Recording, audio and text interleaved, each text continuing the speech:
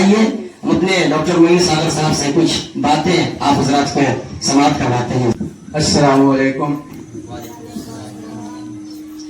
بہت خوشی کی بات ہے کہ ہمارے مسجد میں عربی اور اردو کا جو یہ کورس جو شروع ہو رہا ہے، کوچنگ شروع ہو رہی ہے، یہ بہت اہم چیز ہے ہمارے مسلمان قوم کے لیے.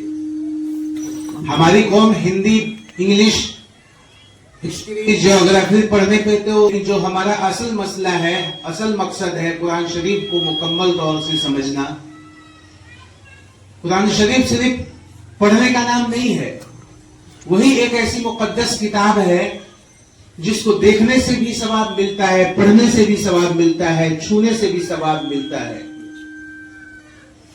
اور اس چیز کو ہمارے بچے آج کل نہیں پڑھ پا رہے ہیں اسکولوں کے چکر میں.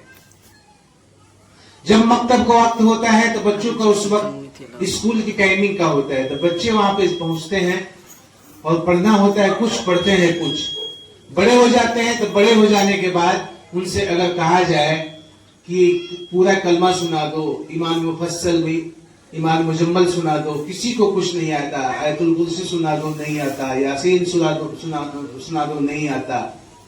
جبکہ مرنے کے وقت اللہ کے نبی صلی اللہ علیہ وسلم کا حکم ہے کہ جب آدمی کی روح نکل رہی ہو، آسانی کے ساتھ نہیں، سختی کے ساتھ، اس جگہ پہ اگر قرآن شریف کی تلاوت کی جاتی ہے تو اس کی روح کو آسانی سے قبض کر لیا جاتا ہے.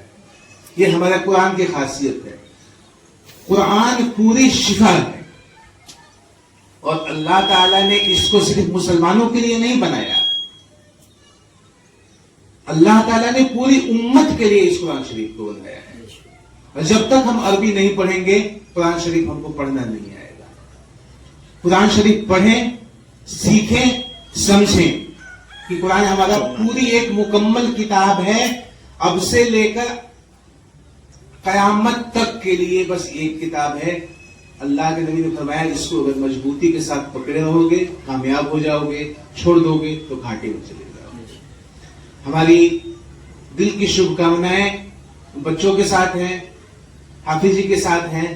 ہم کوشش کریں گے کہ اللہ تعالیٰ ان کی رہنمائی میں برکت عطا فرمائے اور ہمارے بچے آگے بڑھ بڑھ کے دینی تعلیم کو حاصل کریں. وآخر دعوانا ان الحمد للہ.